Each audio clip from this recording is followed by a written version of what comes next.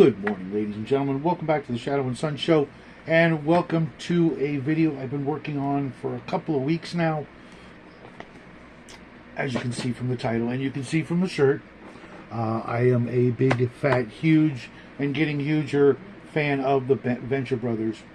Not just because it brings in all the things that I love and sort of squishes them all into one incredible story, but it's truly a masterclass on character development and originality.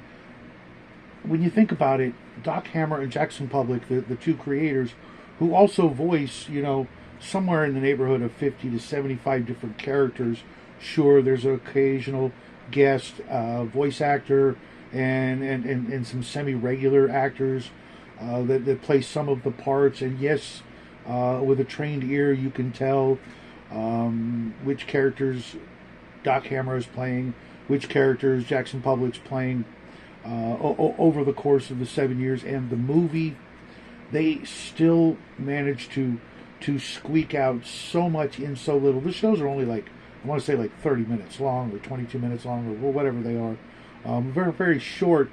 And I noticed that even when I wasn't watching it, but I was just listening to it in the other room or doing something else or writing my notes, I could still picture everything about these characters that, mind you, I'm going right now with just season one, how everything starts out and how all the characters are very, very, new and very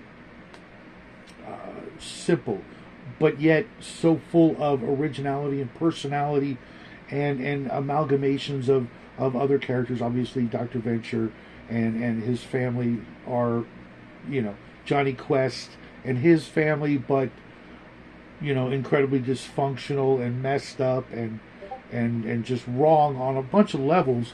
There's still a lot of love and affection and loyalty and camaraderie and some sort of magical glue made out of a whole bunch of things you don't want to know the ingredients that keep them together all the way to the end. And I want to go over some things that I have learned over the course of my deep dive and appreciation for the show that I think will help my players and folks at home who are playing in role-playing games to play better characters, role play better. I play with a lot of different kinds of people with a lot of different styles of play and desires of playing, and I've gone over a bunch of that recently. But these are some of the big takeaways that, as I started to write them down and think about them, I want to see more of. But don't get me wrong, I'm still going to be playing some adventure games, some good old-fashioned D&D, some good old-fashioned, other games where, less is more in the limited time that we do have together. But these are my notes. I've got 7-8 pages of them, so bear with me if I can't read my own handwriting or if I ramble. But I want to go over them and see what you guys think, if you agree, if you disagree, if you're interested in more of this, if you want to just stick with the traditional Dungeons and Dragons, kick down the door, kill the monsters, steal their treasure, rinse and repeat, or if you want to see more, because I'm going to open up some games, including my Venture Brothers / Supernatural game in the future, hopefully this year, but I will still be playing some good old-fashioned, just, hack and slash adventure games. Let's just kill monsters, take their stuff, and see how powerful we can get before we get, eaten up by some horrific monster. So, the first couple of things are giving your character a strong personality signals. Give the character a clear lens, whether they be cynical, idealistic, paranoid, and make decisions through that lens consistently. If your character is paranoid, there's always that guy. Or if they're idealistic, show that off. Don't be afraid to play someone who's not just the consummate perfect ranger in every way because you built them that way, and or at least you know how to play the ranger that way, and you just want everybody to live and survive. Because I'm going to go into some of the reasons why all that's not ideal in a good role playing situation or in a good emergent story, because it just seems like then everything is too perfect, and that's really boring. Uh, Inner conflict is everything. All of the characters I see these days have no inner conflict.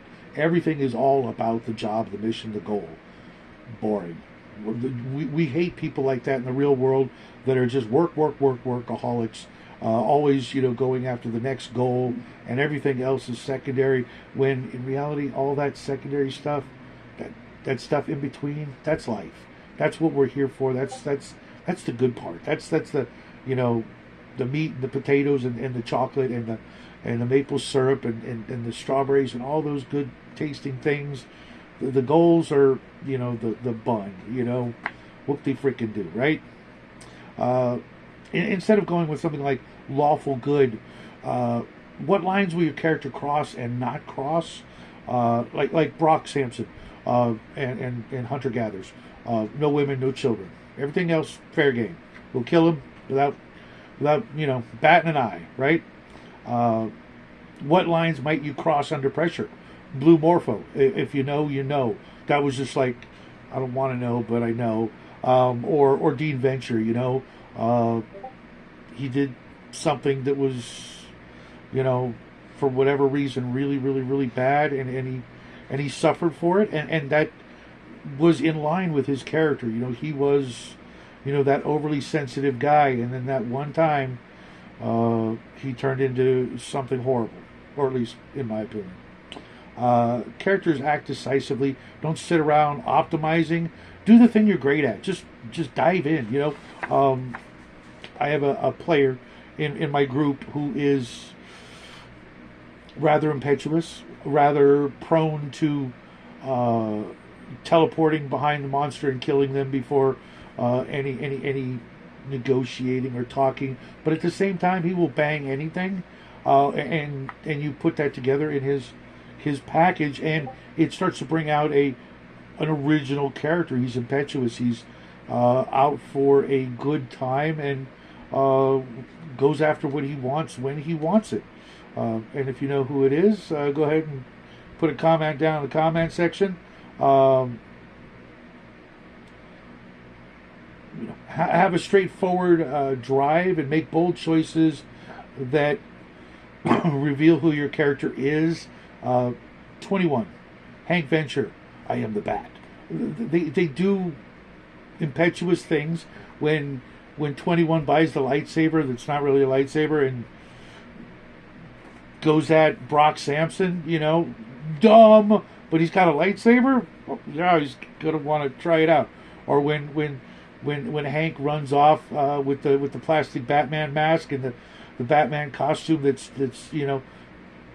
6 years too small for him, thinking he's going to save his family, and if not, I'll see you in heck. That was great.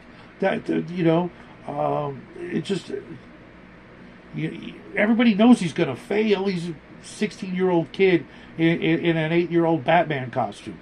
He's touched in the head. Simple motivations, deep consequences. Dr. Venture always making choices that come back to haunt him for because he's trying to cut corners and get around legalities and moralities, etc., and they come back to haunt him. And that's what made that show so great, was these great things that they had to fix because of choices that were terrible in every possible way, right?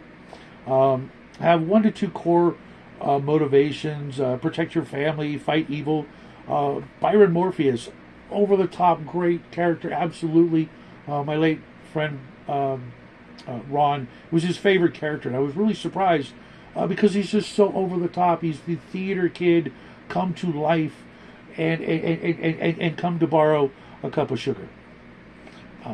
But he's out there to protect his daughter at any cost from all comers, and to go out and fight evil and to do so with class and panache and style, even though he's a dime store Doctor Strange, as it were. He's still just an absolute breath of fresh air and just annoying wonderfulness that we all have one of those guys in our life, and we love him to death. So why not? If you want to play that character, I'm looking at somebody out there who I'm sure other people think that of them, but you know what? I wouldn't trade 10 other players for him, and let the campaign complicate them, and see what happens. Enjoy it. Don't dodge failure. Lean into it.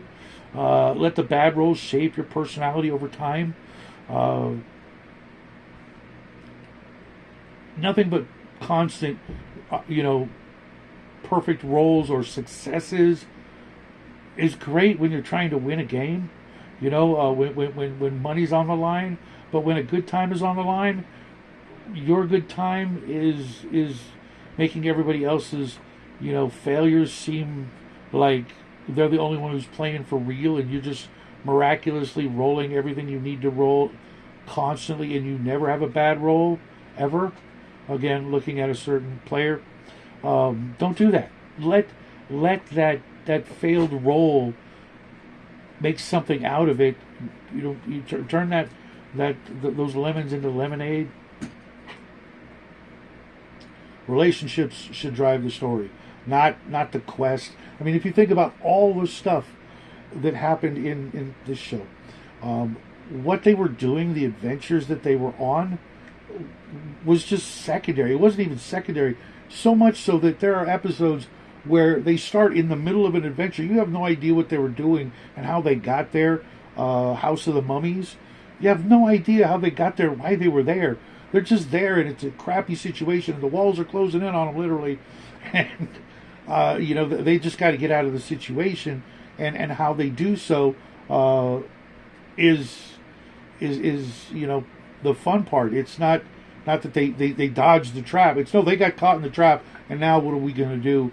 And that's a great episode. It's just an absolute phenomenal, just lesson on how to do things, how to survive doing the wrong thing or failing the die roll, and turning it into something joyous, something absolutely so much fun that you'll be talking about it for years to come. Not because you rolled the crit when you needed a crit, but how you got out of that dumb situation. You don't even remember how you were in, but you're hanging by your fingernails, and you made it out. Relationships drive the story. Rivalries, mentorships, resentment, friendship, loyalty, even true love, King Gorilla. Those things were more important than going up levels, getting magic items, getting money. All that little stuff is constantly running through the story. Way more important, way more enjoyable than because nobody went up a level. I can't say that. 21 obviously went up a level, and Hank and Dean obviously went up levels, but everybody else was like kind of stuck in their maxed out level. They're not getting any better. They're just trying to make it through another day in that world. I've got a player who his two characters got married. They're having kids. All that stuff is way more important. The other characters are off adventuring, going after treasure and money. They don't care. They're doing the family thing. They're starting a family and doing all the things that really matter in life. They could be 5 levels higher, way more powerful, way more magic items, but no, they're doing something real. So build opinions about other PCs and NPCs. Who do you trust? Who annoys you? Who do you secretly admire? Who do you secretly have a crush on? Who do you secretly want to, knock boots with? That sort of thing. Those things should be important. Those things should be in your character's mind more than, I wonder what kind of treasure is in this particular dungeon and what kind of magic item I might be getting, or how am I going to train to go up another level. People don't think about that stuff. They're thinking about the people around them and how they're going to get through their next interaction with them, good, bad, or ugly, or indifferent, I suppose. And growth is uneasy, uneven, and messy. And again, the meat and the potatoes and the sandwich, the strawberries, the chocolate, the maple syrup, it's probably a nasty sandwich. But you guys get where I'm going with it. It shouldn't all be like, leapfrogging steps, A, B, C, get you to D. There should be all kinds of things getting in the way and distracting you, and you forget about what you were actually going for, because now there's something, more real in your face, in front of you, and more important. Characters don't level up in a straight line. They shouldn't. They should, go here, then go there, then go here, then go there. And I don't mean side quests, although you could look at it like that. Play it like this, maybe. Maybe this will help you when you're trying to make a character more realistic, more fun. You make some progress, then you relapse, then you grow again, and then you do something completely contradictory to whatever you thought you were doing, and go do something completely different because you discovered something about yourself, and you no longer want to be king. Now you want to be, a bartender, and just, or do, always wanted to do a bit of farming, something completely different that maybe, was, your character's deepest desire, but they couldn't do it because they were thrust into this heroic position of having to save the world, and all they really wanted to do was just, find some beach and 10 bar on it, and, something, realistic and normal, but something, obviously equally gratifying, replace build optimization with behavior patterns. And instead of I'm a dex monkey, I play them from time to time, but I hate the term dex monkey, but it's out there, and it's so two-dimensional. So what? You have some things you're good at. What do you freaking do? Who are you? What do you like? What's your favorite band? What's your favorite food? What do you like to do for fun? And don't tell me, steal shit, because then you're psychopathic and you need to be in jail. If that's fun to you and that's your kick, you need therapy. But instead of something like that, say I never turn my back on a door, or I always assume everyone is lying. You want to play that dirtbag jerk, then play that guy. Don't just play your stats, your numbers, and what's required of me, and how can I do the thing to level up the quickest, the fastest, to be the most powerful dex monkey there is. So what? You're a big, fat, ugly, quick, sneaky bastard. Yeah, and why should anybody like you or trust you? Why should anybody want you around?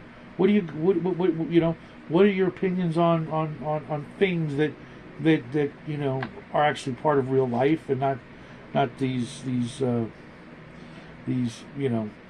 character, race, profession kind of mechanics. Track your emotional state like hit points.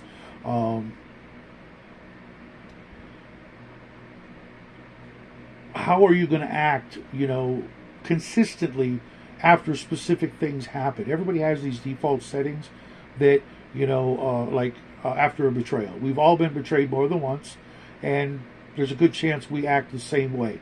Maybe you become paranoid around that person forever, or other people like them because they remind you of that person. How do you act after a victory? Everybody I know, they act like they're on top of the world and reckless and invulnerable, right? Okay, cool, great. Guess what? Guess what's around the corner? Something's going to kick your ass one way or the other. So you go back to either betrayal or the next one, which is what do you do after a loss? Are you more cautious? Are you desperate to get back what you lost? To find what some way to make sure that never happens again? I know when I lose something, I go freaking nuts. I will tear up my entire house looking for that stupid thing because I lost it. Sure, I'm a little OCD and a few other three-letter words, but that's how I react. I know, and it's consistent. Ask Jackie. He's seen me go through box after box after box looking for something that I just thought, hey, I wonder where that is. I would like to play with that thing or show that thing off or use that tool, and now I got to find it. Okay, moving on. Give your character like 2 or 3 anchors, things that are solid, that aren't race, class, profession, or even alignment. Core beliefs. Maybe yours is like mine. Power always corrupts. I have a complete, absolute distrust of anybody above a certain power level and wealth level, because I just know that's what it does. That's me. Maybe it's not true. Maybe you don't feel that way. Maybe you have some, larger margins of trust, but that's me. Maybe that's your character. Fear. Maybe you're afraid of being powerless, or that grip of fear again. You never want to let that ever happen to you again. So you are always guarded against, like the fear spell. I know so many people in games that if the fear spell it comes around, oh man, they do not like, the taking away of agency or the loss of control, where the GM says, okay, you have run out of the dungeon. Literally, you're out of the dungeon and you're a mile down the road because the fear spell hit you and it doesn't go away for an hour. Or you're in the corner just huddled up crying and shaking. Maybe you have some, great desire to be feared or respected or loved by a certain thing. Make that part of your character, and make it like a big part that everybody else knows this thing. Don't be afraid. They're your friends. Sure, maybe they're going to call you a pussy or punch you in the arm or something, but so what? You do the same thing with whatever they've got on their list, right? You find a way to make it fun, and you find a way to make your character someone brand new that you can't wait to play, even though they've got all these foibles and flaws and bad habits, right? And let the world change you. Don't lock your personality at session 1. Well, I'm always in the corner. I'm always wearing black. I don't trust anybody.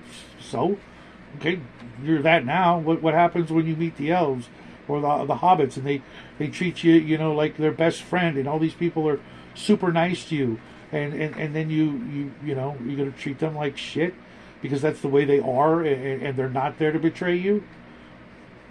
Enjoy it, and then when you leave and you let that go with you, and then you get betrayed and you're like, oh, I was right, that's way more interesting than you were just a dick all the way through, the edgelord, the lone wolf, right? Way more interesting and way more realistic. And update your progress emotionally, and as you go along. Let relationships and trauma matter. Jefferson Twilight, he is who he is because of a bad thing that happened to him, and he goes and that's what he does. But he's also got some other fun, interesting qualities about him. And wrapping it up, wrapping it up. Make bold decisions and lean into the consequences. I know I talked about this a little bit earlier, but just do it. Just be who your character is, not what's best for the party or what's best for the situation or what's going to net you the most at the end.